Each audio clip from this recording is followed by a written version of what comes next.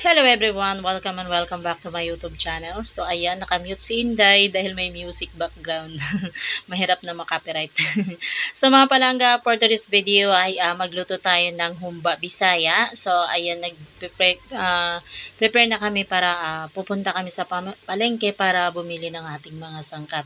So and then magpapaalam na din kami mga palangga sa aming mga pinsan dito sa Davao kasi nga ay uuwi na rin kami ng Olongapo. So, ilang years na naman bago makabalik dito sa Davao. So, let's go mga palangga. Pupunta na tayo ng palengke. So, mula rito sa New Visayas, Matanao, so babiyahe tayo papuntang Bansalan Public Market. So, doon tayo na mamimili ng mga sangka para sa ating humba Bisaya. So, doon na rin kami kasi mga palangga no saan na mamimili. At doon ay talagang mabibili mo na lahat ng Ricardo. No? So, ayan, nandito na po kami mga palangga. So, sobrang namimiss ko ang lugar na ito mga palangga. Dito rin kasi ako lumalaki. So, iba talaga yung pakiramdam ng nasa lugar tayo, nakauwi tayo sa ating lupang sinilangan. Charot. So, nandito na kami mga palangga. So, ipapark lang namin yung motor at kami ipapasok na sa loob ng palengke para mamili ng karne, ng baboy at iba pang mga sangkap. Actually mga palangga, medyo nalulungkot ako dahil dito sa lugar na to, dito nagtatrabaho si papa ko. So, yung last na itong lulutuin namin ngayon mga palangga is pang 40 days ni papa ko, no. So, medyo nakakalungkot pero ganoon talaga ang buhay, no. Kailangan nating lumaban. Kailangan nating magpakatatag dahil nandito pa tayo sa mundo. So, andito na kami mga palangga, no. Bibili kami ng karne para sa ating gagawing humba Bisaya. So, dito pang palangga, no, kailangan piliin natin yung magandang ng baboy, super magandang klase ng karne ng baboy. Yun yung hindi masyadong makapal yung taba, yung sakto lang. Black beans na kayo mga beans. Ngayon sa inyo, Nay. Mana gina? Alasan ning nagtatrad. Nagunta ning Amerika.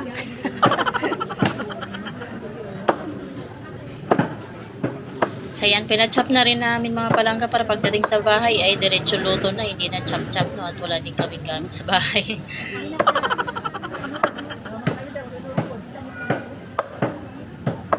Diretso na lang o anaon pa? 1 kilo. Hiwa-hiwain. 1 kilo daw. Hiwao na daw siya.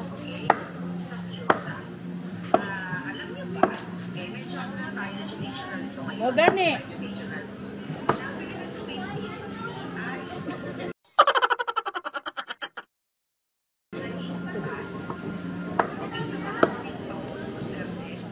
Banana blouse po ka star anis. Oo. Star. Dalawa. Duha daw, duha. Ito ba dyan? Wala. Puntan. Pila na siya tanan. 132, mama. So yan mga palangga, so natapos na tayong mamalingke, tayo uuwi na at tayo magluluto ng mga palangga, no? So anong oras na? So let's go mga palangga.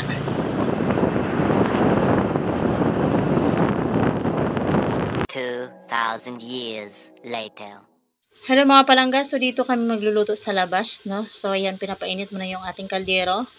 Ayan, kawawa yung tagaluto ko mga palangga, walang tsinelas. Ayan mga palangga, simpleng pagluluto ng ating humbang Bisaya. Kung napapansin nyo, hindi tayo gumamit dito ng mantika. So nilagay na natin sa diretso sa kaldero na pinainit yung ating karne ng baboy. So dito mga palangga, lulutuin muna natin siya sa kanyang sariling mantika. So bago tayo mag-add, no, or mag-add ng mga ricado. So ayan, habang niluluto natin sa kanyang sariling mantika mga palangga, prepare na natin yung ating mga ricado katulad ng sibuyas, bawang. Ayan.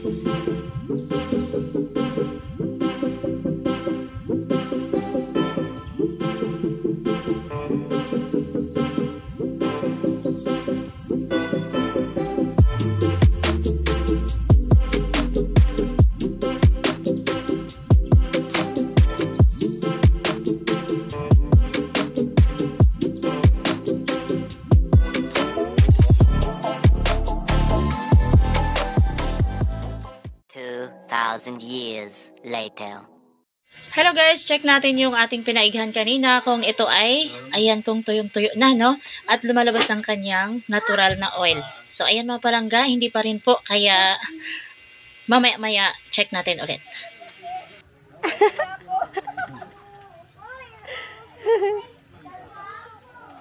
2,000 years later. Hello everyone, so eto na, welcome back again mga palangga. So eto na yun, naighan na talaga siya mga palangga, as in wala ng tubig, kaya pwede na nating ilagay yung ating mga ricado. So lang nakikita nyo ay lumabas na po yung kanyang natural oil. So dito na rin po natin igigisa yung ating bawang at sibuyas. At pagkatapos ay haluin lang natin ito ng maayos mga palangga.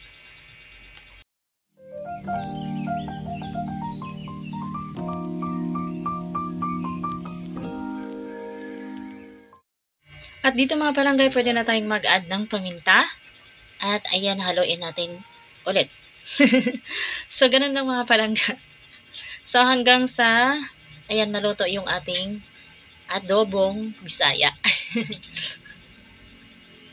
So, dito mga palangga, pwede na tayong mag-add ng kaunting tubig.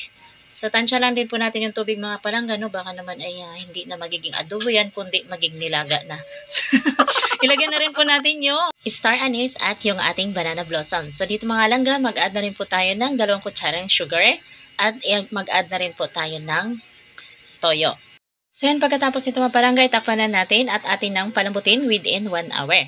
Pero check pa rin po natin mga palangga kung ito'y malambot na dahil nga po ay kahoy yung ating gamit. 2,000 years later. So, habang pinapalambot natin yung ating adobong baboy, ngayon naman ay i-prepare natin yung iba pang mga ricado katulad ng black beans. So, dito mga palangga, i-add na rin natin yung ating black beans. Ilagay na rin po natin ng dahon ng paminta. At pagkatapos mga palangga, haluin lang natin ito ng saglit at pagkatapos ay takpan natin ulit at palambutin natin.